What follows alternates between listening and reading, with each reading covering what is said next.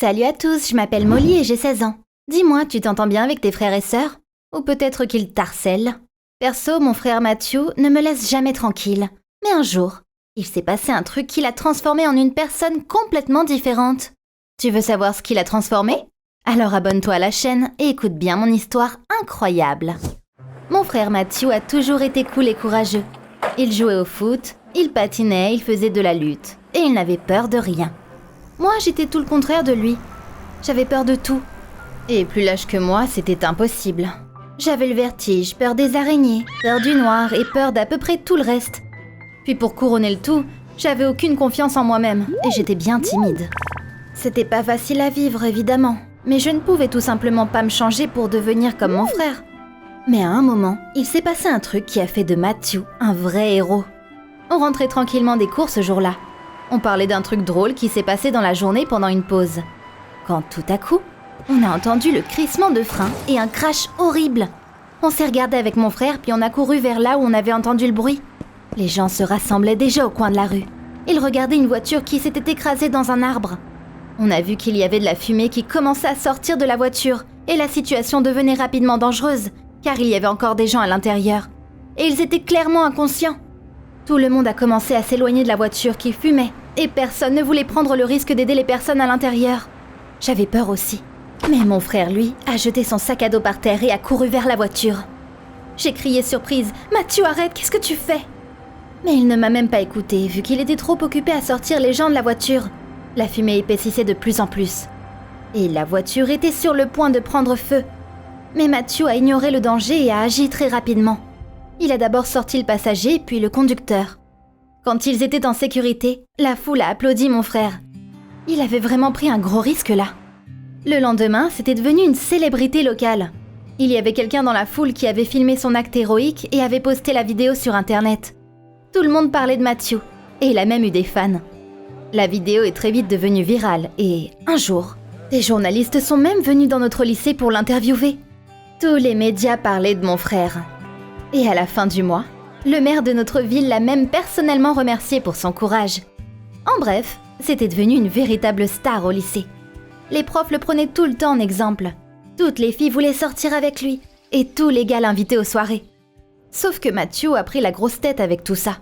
Il est devenu arrogant et il a commencé à agir comme un gamin gâté. Je ne reconnaissais pas du tout mon frère aimé. Mais le pire, c'est qu'il a commencé à se moquer de moi. Il se moquait du fait que j'étais toujours indécise, et surtout, il le faisait devant d'autres personnes. Je me sentais vraiment très mal quand il faisait ça. Et plus ça durait, plus ses blagues devenaient méchantes. Par exemple, un jour, on devait grimper à une corde en cours de sport. Ça n'avait pas l'air très compliqué, donc j'ai vite grimpé tout en haut. Et j'étais suspendue sous le plafond.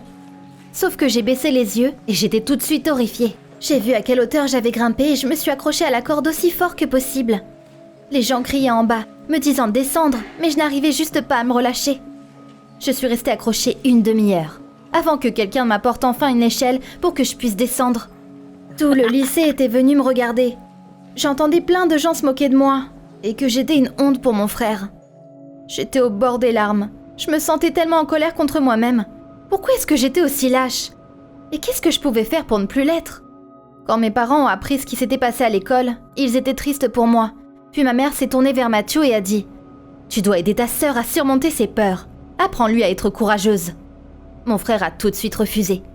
Et il a dit qu'il n'avait pas de temps à perdre avec moi. Mais nos parents ont insisté et lui ont dit que c'était son devoir en tant que frère aîné de m'aider. Donc Matthew n'avait pas d'autre choix que d'accepter. Le lendemain, il m'a emmené au skatepark avec lui. Ses potes l'attendaient déjà là-bas et ils ont commencé à s'entraîner et à faire plein de figures. Je les ai regardés avec envie. J'avais vraiment envie d'apprendre et à faire ça aussi. Donc je l'ai dit à Matthew. Il m'a souri et m'a donné son skate. Ça avait vraiment l'air très dangereux. Mais j'ai quand même décidé de vaincre mes peurs. Donc je me suis mise sur le skate et j'ai commencé à avancer. Au début, tout allait bien. Mais là, le skateboard a glissé dessous mes pieds. Je suis tombée par terre et j'ai eu le souffle coupé. Les potes de mon frère ont rigolé, il m'a regardé et m'a souri tout content. « Je savais que tu ne réussirais pas », m'a-t-il dit. La fois d'après, Matthew m'a suggéré d'aller à une sorte de parc d'attractions avec lui et ses potes. Il y avait un mur d'escalade très haut et mon frère a dit qu'il m'apprendrait à escalader. Je pensais que c'était une mauvaise idée parce que j'avais vraiment le vertige. Mais il a insisté et m'a dit que je pouvais le faire. En vrai, je n'avais pas trop le choix que d'accepter. Une fois au centre, j'ai regretté. Ça avait vraiment l'air haut et dangereux. J'ai décidé que je ne l'escaladerais pour rien au monde. Mais là, j'ai vu que les potes de mon frère m'observaient et attendaient ma décision. Je me suis dit que je ne pouvais pas laisser tomber Mathieu comme ça. Donc j'ai commencé à grimper. Je suis montée de plus en plus haut. Au début, tout allait bien. Jusqu'à ce que je baisse les yeux, évidemment. J'avais grimpé tellement haut. Puis j'étais encore paralysée par la peur, tout comme la dernière fois. Je me suis accrochée au mur et je ne pouvais plus monter ni descendre. En bas, les gens me disaient que j'avais juste à lâcher les poignées du mur et que je pouvais me laisser descendre grâce à la corde de sécurité. Mais je n'y arrivais pas. C'est là que Mathieu a dit haut et fort qu'il me sauverait et il a commencé à grimper le mur. Très vite, il s'est mis à côté de moi et m'a lâché les poignets. On est descendus ensemble. J'avais tellement honte d'être aussi lâche. Puis mon frère était très fier de lui parce qu'il m'avait sauvée. C'est là que j'ai compris qu'il avait fait exprès de me faire escalader ce mur pour qu'il puisse montrer sa bravoure et sa noblesse à ses potes. J'étais triste que mon frère puisse me faire ça. Il n'avait jamais vraiment eu l'intention de me rendre plus courageuse. Une fois qu'on était rentré à la maison, je me suis assise dans ma chambre et je me sentais misérable. Ça me frustrait tellement que je n'arrivais pas à surmonter mes peurs. Et pire, que Mathieu m'utilisait pour se mettre en valeur. Mais là, il y a ma mère qui est entrée dans ma chambre. Elle m'a dit que Mathieu était parti à la piscine avec des potes et je pourrais aussi aller avec eux.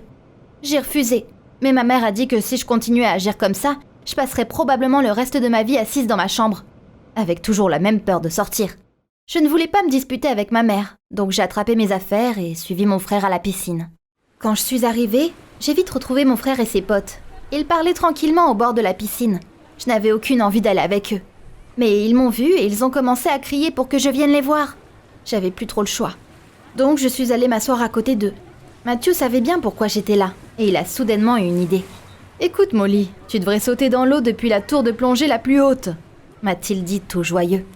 Je l'ai regardé, et j'ai vite dit que je n'oserais jamais faire ça. C'était vraiment beaucoup trop. J'avais vraiment aucune envie de faire ça. Même mon frère a essayé de me convaincre en me disant qu'il sauterait avec moi. Mais honnêtement, ça ne me faisait pas sentir beaucoup mieux. J'ai dit à Mathieu que je ne pouvais tout simplement pas le faire. Le problème, c'est que mon frère était très persévérant. Il m'a pris la main et m'a tiré au sommet de la tour. J'ai résisté aussi fort que j'ai pu, mais bon, il était plus fort que moi. Avant que je le sache, on était tout en haut. J'ai baissé les yeux et j'ai failli m'évanouir. Je n'avais jamais été aussi terrifiée. « N'aie pas peur, allez, à 3 on saute !» m'a dit Mathieu tout joyeux. Mes genoux ont commencé à trembler. « 1 !»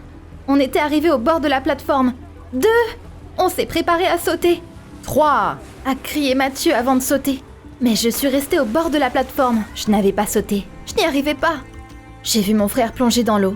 Et j'étais sur le point de redescendre quand quelque chose a attiré mon attention. Mathieu ne remontait toujours pas.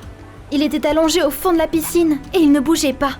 J'ai tout de suite su que quelque chose de grave lui était arrivé. Il a dû se cogner la tête et s'évanouir. Il allait se noyer, mais personne n'avait vu que mon frère avait besoin d'aide. J'ai commencé à crier, mais personne ne m'entendait à cause de tout le bruit qu'il y avait. Pendant ce temps-là, Mathieu n'avait toujours pas bougé. Donc j'ai arrêté de réfléchir. J'ai fait un pas en avant et j'ai sauté. Je n'avais plus du tout peur. Tout ce que je voulais, c'était sauver mon frère. Quand je l'ai sorti de l'eau, ses potes ont immédiatement couru vers nous. Ils m'ont aidé à le bouger et on a réveillé mon frère ensemble.